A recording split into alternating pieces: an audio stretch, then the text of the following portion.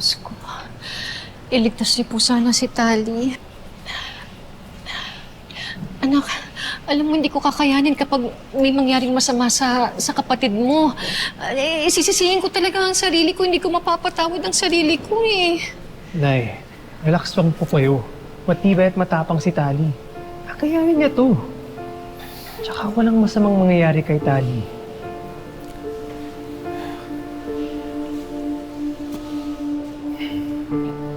Mahal, tama si Tyrone. Huwag natin pangunahan ang sitwasyon. Ano ba kasi nangyari? Hindi ko po alam, Nay. Basta sabi lang sa akin ni Carex kung saan pupuntahan si Tali. Pagdating ko doon, magkasama sila ni Belle. Si Belle? Belle, anak, nandito na rin ang tayo. Mas maigi pa kung magpatingi ka na rin, di ba, Do? Okay lang ako, Dad. I'm fine, It's fine. Okay ka naman pala. Di umuwi na tayo.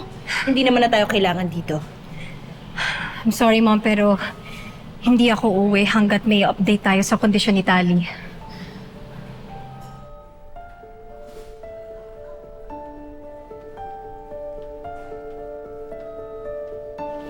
Belle, ano nangyari?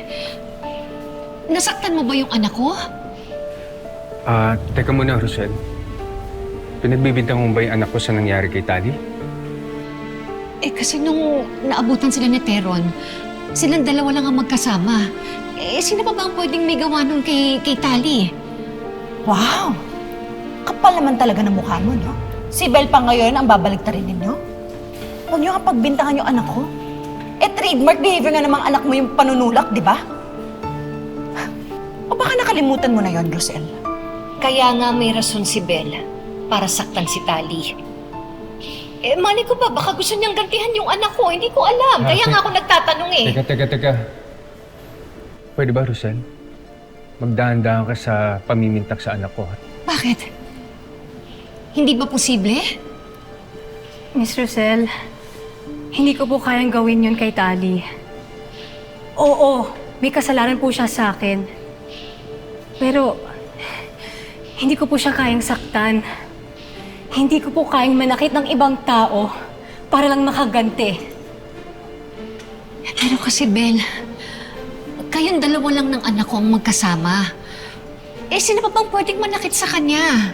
Miss Rosel, nandun lang po ako dahil nakita ko si Tali na na-trap. Sinamahan ko lang po siya. Please, maniwala po kayo sa akin. Belle! Ano ka ba? Huwag kang magmakaawa sa babaeng yan. Pero wala po akong kasalanan. Please, maniwala po kayo sa akin. Belle, tama na. Tama na, ha? Hindi mo na kailangan magpaliwanag. Basta kami naniniwala sa'yo. Okay? Let's go. Mabuti pa siguro, umalis na nga kayo. Pero oras na mapatunayan ko na may kinalaman ka sa nangyari sa anak ko, kami naman ang maniningin sa inyo. Let's go, Belle.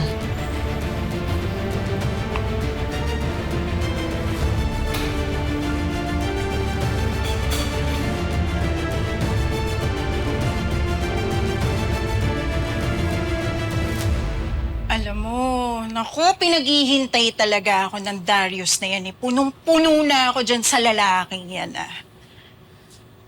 Alam mo, Melania, sa ginagawa mo yan, mas lalong mawawala ng ganat si Darius sa'yo. Hayaan mo na lang. Hayaan mo na. Anong gusto mo? Maghihintay lang ako dito? Hayaan ko na lang na tuluyan siyang maagaw sa akin ng Rosel na yon?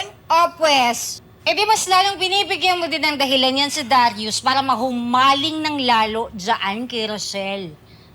Ay, tagay na lang tayo. Asan na ba yung phone Hindi ko? mo ba nauubos? Akin na nga. Akin na yung phone ko. Dali. God.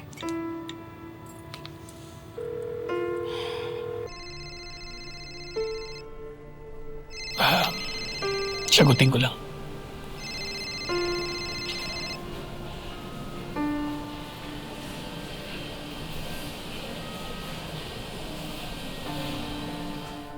Hello, Darius. Ano na? Ha?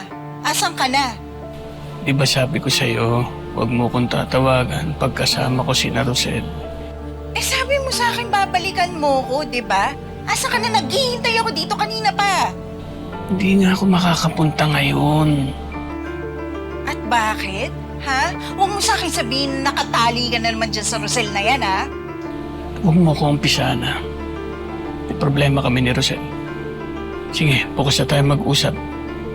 Nandito kami sa ospital, dinala ko si Tali. Si Tali? Ano nangyari kay Tali? Okay na po si Tali. Nailipat na po namin siya ng kwarto. Ang sabi po nung doktor, baka po dahil sa trauma o shock, kaya po nawalan siya ng malay. Yung sugat naman po niya, hindi naman daw po ganun kalalim, pero natahina po nila. Under observation pa po siya, pero okay naman po yung mga vital signs niya. Balitaan ko na lang po kayo. Sige po.